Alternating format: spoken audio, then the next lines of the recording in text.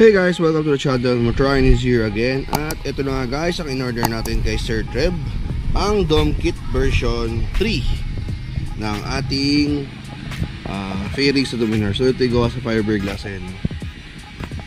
Nice, ganda. So dito siya ilalagay guys. Yan.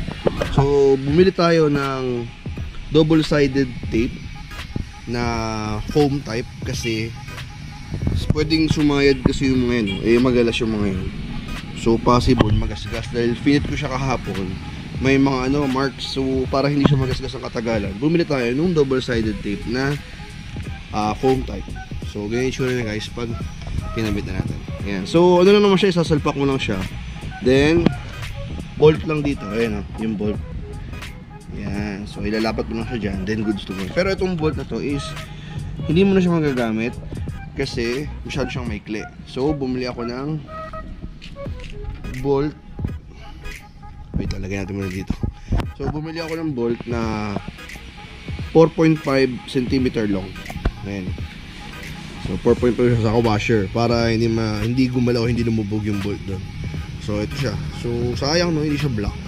So so pentel pen ko na siguro. O pag minata tayo yung paint na pentel pen is apply na lang natin. So yun siya guys. Nabili ko siya kay Sir Treb ng 3,000 pesos. So ito siya, dalawang piraso. Hulmado siya dito, isasalpak mo lang, then ibabolt mo doon. So ngayon, isatanggalin na natin itong mga takip ng double-sided para mailapat natin ito isa. Pakita ko sa inyo. Let's go. Yun, so ngayon tanggal na natin yung takip ng double-sided foam. So ngayon, ito tanggal na rin yung bolt. At ngayon is kakabit na natin itong Dome Kit. At ayun na nga, naikabit na natin ang Dome Kit natin. Napakaganda. Ang pogi, tignan no. Ang match niya tignan. Nice. So ngayon, doon tayo sa kabila. Ayos. Yun, so dito naman tayo sa kabilang side. Tinanggal na natin takip ng double-sided at in-adjust natin ng onte kasi nakikita yung tape. So pinasok natin ng onte. Ayan.